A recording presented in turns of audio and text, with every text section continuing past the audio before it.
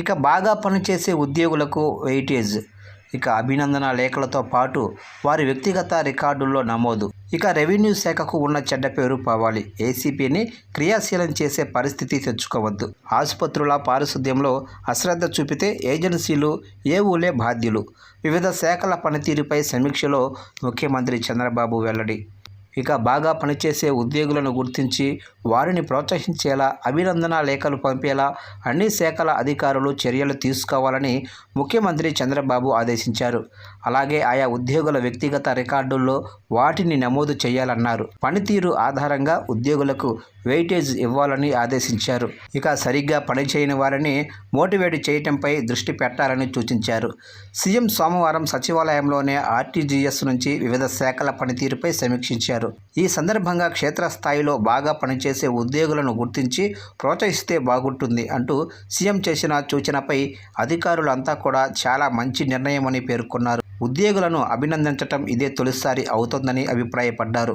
ఉద్యోగుల్లో పోటీతత్వం కూడా పెరుగుతోందన్నారు. ఇక ఈ సందర్భంగా సీఎం చంద్రబాబు మాట్లాడుతూ ప్రజలకు మెరుగైన సేవలు అందించటం, ప్రభుత్వ సేవలను సులభతరం చేయటమే లక్ష్యంగా ఉద్యోగులు, అధికారులు పనిచేయాలని పేర్కొన్నారు.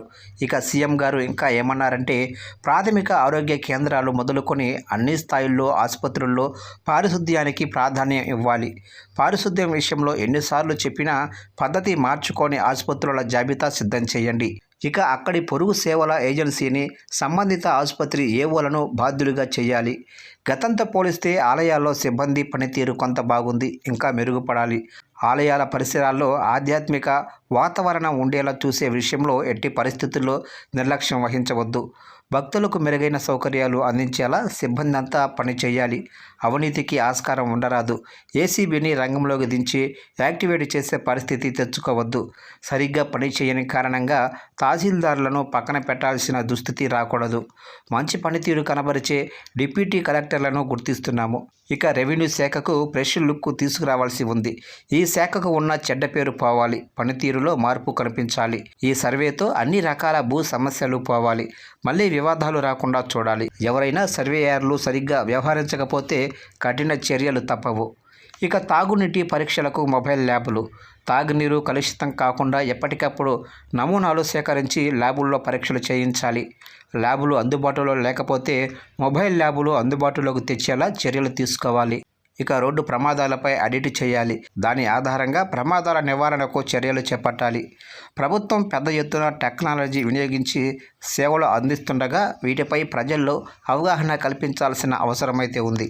ఇక ఇందుకు మీ సేవ, డ్వాక్రా సంఘాలు ప్రణాళిక విభాగంతో ప్రత్యేక కార్యాచరణ సిద్ధం చేయాలి. ఇక ఇటీవల ఢిల్లీలో జరిగిన ఏఐ ఇంపాక్ట్ సదస్సులో రాష్ట్ర ప్రభుత్వం కుదుర్చుకున్న 7 ఎంయూఓలను ఎలా అమల్లో పెట్టాలనే దానిపై కార్యాచరణ సిద్ధం చేయాలి. ఈ సమీక్షలో రెవెన్యూ, ఆర్అండ్బి, దేవాదాయ, వైద్య ఆరోగ్య, పట్టణాభివృద్ధి, రవాణా, అగ్నిమాపక శాఖలకు చెందిన ఉన్నతాధికారులు పాల్గొన్నారు.